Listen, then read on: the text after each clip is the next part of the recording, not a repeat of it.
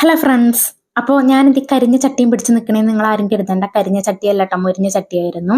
അപ്പോൾ ഇതെന്താ ഐറ്റം എന്ന് വെച്ച് കഴിഞ്ഞാൽ നമ്മളിപ്പോൾ ട്രെൻഡിങ് ആയിക്കൊണ്ടിരിക്കുന്ന ഒരു സംഭവം ഉണ്ടല്ലോ, മത്തിപ്പരട്ട്. അപ്പോൾ അതൊന്ന് ട്രൈ ചെയ്യാമെന്ന് കരുതി. അപ്പോൾ അതിന് വേണ്ടിയിട്ടായിരുന്നു നമ്മളിതാ പാന് ചൂടാക്കാതെ പാനിലേക്ക് കുറച്ച് വെളിച്ചെണ്ണയും അതേപോലെ മഞ്ഞൾപ്പൊടി, ആവശ്യത്തിന് എരിവിന് ആവശ്യമായിട്ടുള്ള മുളക് പൊടി ചേർത്ത് കൊടുത്തിട്ടുണ്ട്. എരിവൊക്കെ നമ്മുടെ ഇഷ്ടാനുസരണം ചേർത്ത് കൊടുക്കാം കേട്ടോ. എന്നിട്ട് പിന്നെ നമ്മൾ സ്റ്റൗ കത്തിച്ചിട്ട് സിമ്മിലിട്ടിട്ട് വേണ്ടതൊന്ന് മൂപ്പിച്ചെടുക്കാൻ, അല്ലെങ്കിൽ കരിഞ്ഞു പോവും. പിന്നെ ഒരുമാതിരി ടേസ്റ്റ് ആയിരിക്കും കേട്ടോ.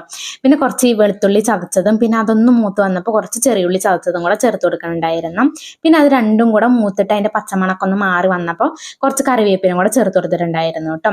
പിന്നെ ഒരു നെല്ലിക്ക വലുപ്പത്തിൽ എടുത്തിട്ട് പുളി പിഴിഞ്ഞു വെച്ചിട്ടുണ്ടായിരുന്നു. അതും ചേർത്ത് ഒന്നുകൂടെ മിക്സ് ആക്കിയിട്ട് പിന്നെ ആവശ്യത്തിന് ഉപ്പും കൂടെ ചേർത്ത് കൊടുത്തിട്ടുണ്ടായിരുന്നു. പിന്നെ നമുക്ക് വലിയ മത്തി കിട്ടിയിട്ടുണ്ടായിരുന്നു കേട്ടോ, വിഷ്ണേട്ടൻ കൊണ്ടുവന്നതായിരുന്നു.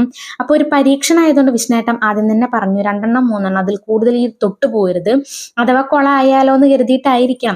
അതുകൊണ്ട് ഞാൻ 3 മാത്രം എടുക്കാൻ പോയിട്ടുള്ളൂ കേട്ടോ. എന്നിട്ട് നമ്മൾ ഒരു ഭാഗം മൂപ്പിച്ചതിന് ശേഷം പിന്നെ മറച്ചിട്ട് കൊടുത്തു. മറച്ചിട്ടപ്പോൾ ഇതെന്തത് ഉപ്പും പുളിയും പിടിക്കാത്ത പോലെ എന്ന് ഞാൻ കരുതി കേട്ടോ. പിന്നെ ഞാൻ അതിന്റെ ഗ്രേവിയൊക്കെ മുകളിൽ വെച്ചിട്ട് തേച്ചിട്ട് അഡ്ജസ്റ്റ് ചെയ്തിട്ടുണ്ടായിരുന്നു. നമുക്ക് വേണമെങ്കിൽ ഇത് ഒന്ന് വെന്തതിന് ശേഷം അപ്പം തന്നെ മറച്ചിട്ട് കൊടുക്കുക കേട്ടോ.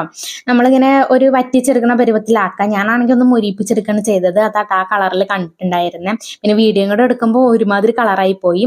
ഇത് വെന്ത് വരുമ്പോൾ നല്ലൊരു മണം ഉണ്ടായിരുന്നു കേട്ടോ. മണം സഹിക്കാൻ പറ്റുന്നുണ്ടായിരുന്നില്ല. പിന്നെ അതേ മൂപ്പിച്ചെടുത്തപ്പോൾ ഇങ്ങനെയായിരുന്നു കേട്ടോ. സംഭവം എന്തായാലും അടിപൊളി ടേസ്റ്റ് ഉള്ളതായിരുന്നു. ഞാൻ മൂപ്പിച്ചെടുത്തത് കൊണ്ടാണ് ഇങ്ങനെ. അല്ലാത്തവർക്ക് നല്ല തിരിച്ച് മറിച്ചിട്ടൊന്ന് വേവിച്ചെടുത്താൽ മാത്രം മതിയായിരിക്കും കേട്ടോ. ഇതിന്റെ ചട്ടിയിലൊക്കെ ചോറിട്ടിളക്കി തിന്നണം, അടിപൊളി ടേസ്റ്റ് ആയിരിക്കും.